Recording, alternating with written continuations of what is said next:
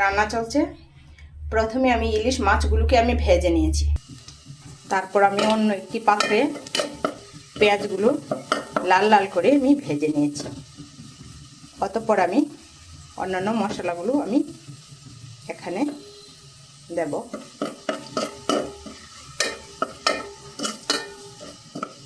আমি আমার মতো করে রান্না করেছি।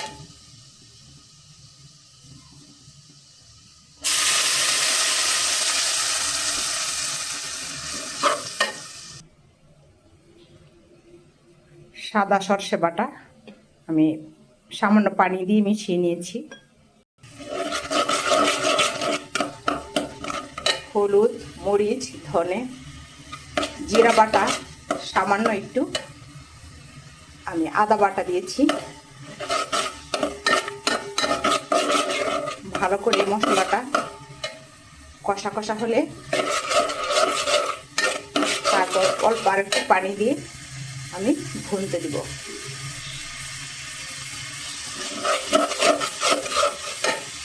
তেল পরিমাণ মতো দেওয়া চাই।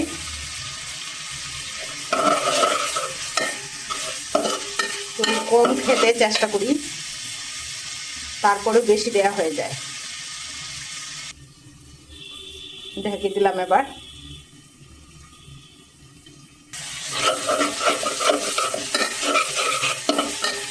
আমার বরাবরই মনে হয় যে তেলটা আমি কম দিয়েছি।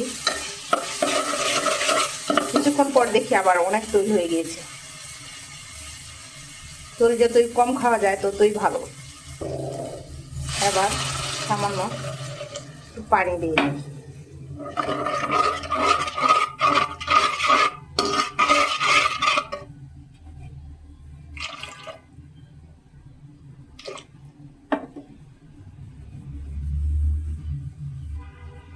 এবার ঢেকে দিব, কিছুক্ষণ অপেক্ষা করতে থাকি।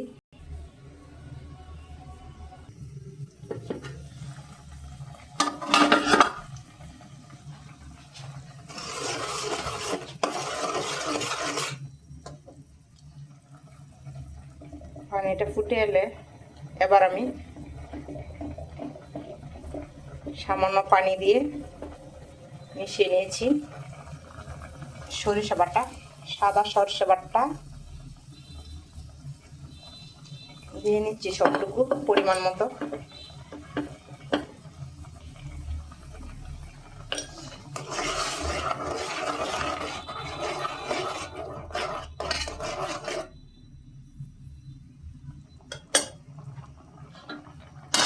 এবার ঢেকে দিচ্ছি, কিছুক্ষণ অপেক্ষা করি।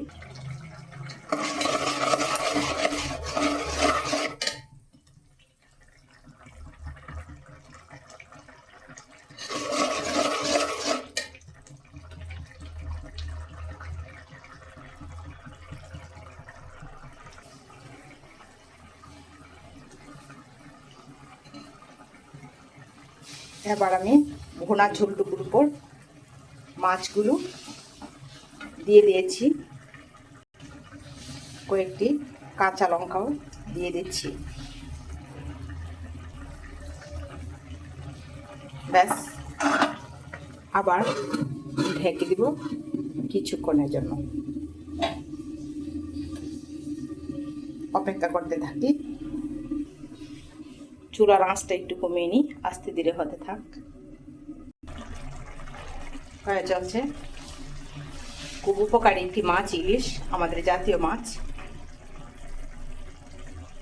সেই জন্য আমাদের ইলিশেরও দুষ্প্রাপ্যতা রয়েছে। এই দুষ্প্রাপ্যতা রোধ করতে হলে আমাদেরকে ইলিশ উৎপাদনে পদক্ষেপ নিতে হবে, যাতে আমাদের দেশে ইলিশ বেশি করে উৎপাদিত হয়।